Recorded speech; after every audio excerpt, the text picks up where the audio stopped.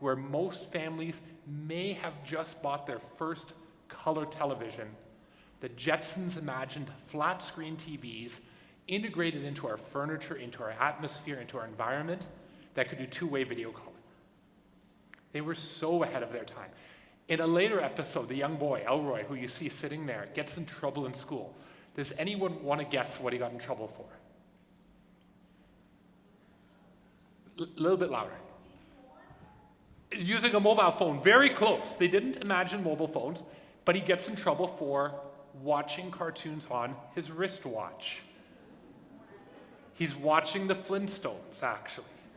And yet, we live in a world today, almost 60 years later, more than 60 years later, where kids 2, 3, 4 years old can navigate an iPad to their favorite show even though they can't read a single word on the screen. Most famously in the Jetsons, there's Rosie, the robot maid. And you might argue, yeah, but we don't have Rosie, but we do. We have robot mops and vacuums that can clean our floors. We have voice-controlled systems that can adjust the temperature, the lights, the settings in our swimming pool. And we have delivery services from Amazon to Uber and all these things that can bring almost anything you can imagine to your doorstep, sometimes even delivered with a robot flying drone in minutes. We are currently living in the world of the Jetsons. Let's go forward 25 years. I'm going to play you a video. The sound quality on the video is very bad. It's from 1987. It's a little bit to be expected, but I'm going to play it anyway for about 30 seconds here.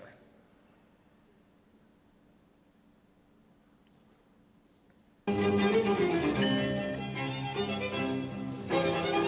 have 3 messages. Your graduate research team in Guatemala, just checking in. Robert Jordan, a second semester junior, requesting a second extension on his term paper. And your mother reminding you about your father's surprise birthday party next Sunday. Today you have a faculty lunch at 12 o'clock. I'll pause it there. In this video, Apple imagines a future device that they called Apple Navigator.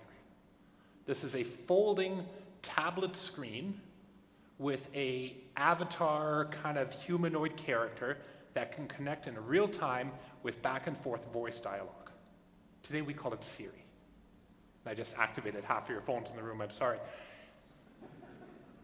This video was published by Apple more than 20 years before the first generation iPhone was released.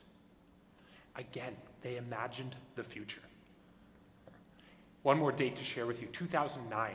A Canadian science fiction author named Robert Sawyer publishes a series of 3 books, the WWW trilogy. And in these books, he imagines that an AI has emerged, has awoken on the internet, not one created by Microsoft or OpenAI or any private company, but one that just came into sentience through the underlying fabric of our computer systems. It's a young girl, 12, 13 years old, who is the first one to discover this thing, and she becomes friends with this AI. Now, in the second book, which is called Watch, something really interesting happens. The evil Americans come along, and the NSA hears about what's happening with this AI, and they decide to try to shut it down because they're terrified about it from a security threat perspective. So she tells the AI, you need to tell the world that you exist for good, for the good of humanity. So it goes away and thinks for a moment, like maybe 5 minutes, and it decides to research cancer.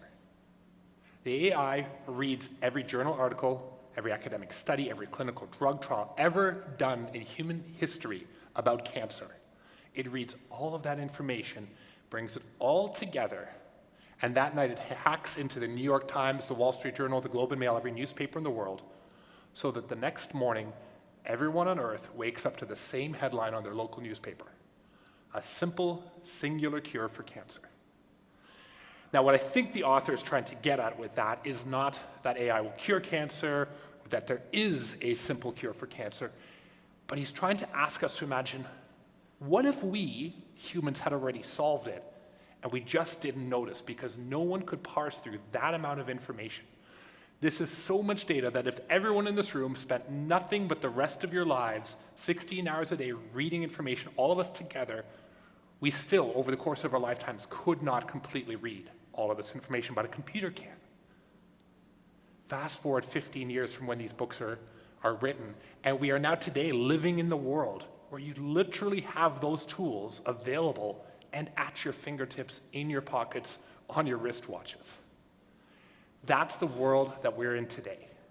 It's a world that we have imagined over the past 5, 6 decades all coming together. So